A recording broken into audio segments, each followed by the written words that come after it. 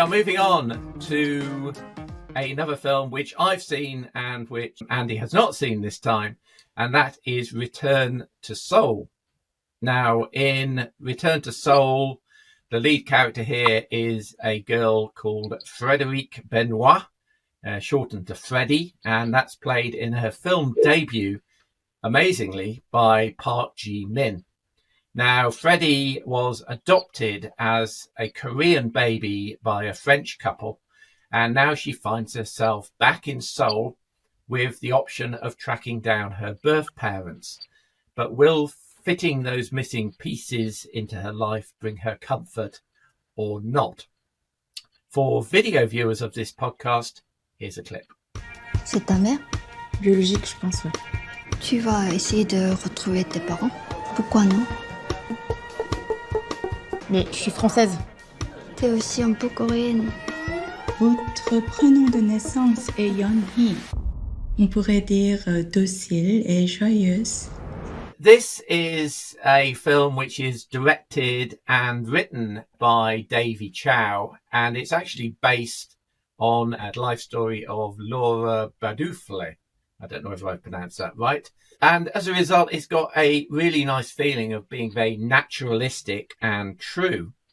And there's a very early analogy in the film about the fear of playing sheet music on a piano. And you get the feeling that Freddie has never really taken that leap in life to start playing her own sheet music. She's always constantly running away from situations or discussions that she finds uncomfortable, jumping up in mid-conversation with her friends in a Korean cafe, for example, and madly dancing to a DJ's tune, who she then subsequently takes home to try to go to bed with. I mean, it's that sort of film.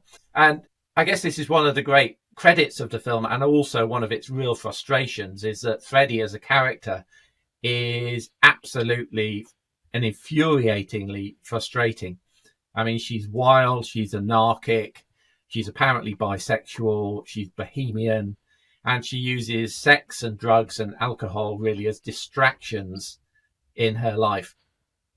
And it's a interestingly intelligent script, because the film keeps flashing forwards a few years. And as it does so, you see Freddie become a successful businesswoman, and you think, oh, she's grown up and matured. Then she'll go back and she'll go and sleep with somebody else or get herself completely wasted. She says at one point, Seoul is toxic for me.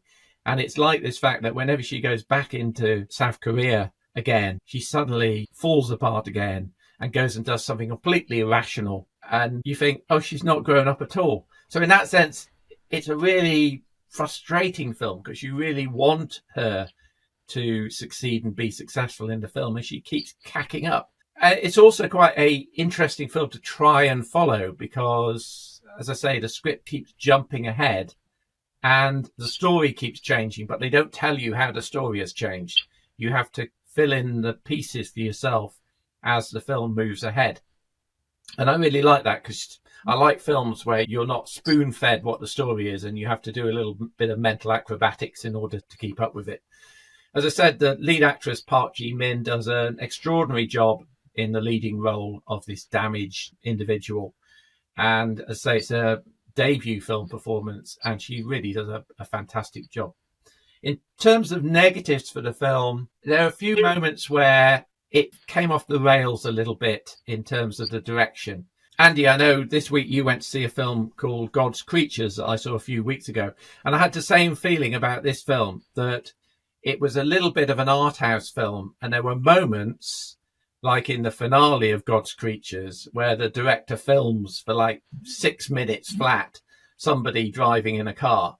And there were occasional moments in this film where there were decisions like showing a wild dance that Freddie does in this nightclub that go on for like 2 or 3 minutes, where I frankly got bored and I thought, what is this trying to say that a 20-second clip of this wouldn't be trying to say? So there were bits like that which I questioned the direction and why some of that stuff was done. And there were also some elements of the jumps in the story where I couldn't follow exactly what had happened between these jumps. There's one point where Freddie is point blank refusing to stay the night at a particular house. And then in the next scene, she's staying there for 3 nights. There were a few little bits in that which needed a nip and a tuck here and there. And I'd say another negative is that Freddie is such a frustrating character. I find her so frustrating. As a result, I kind of summarize this film as being a really, really good film, but one that is difficult to really like. Yeah. In terms of, is it a good film? I would say, yes, it is a good film, and it might be an 8 or a 9 out of 10.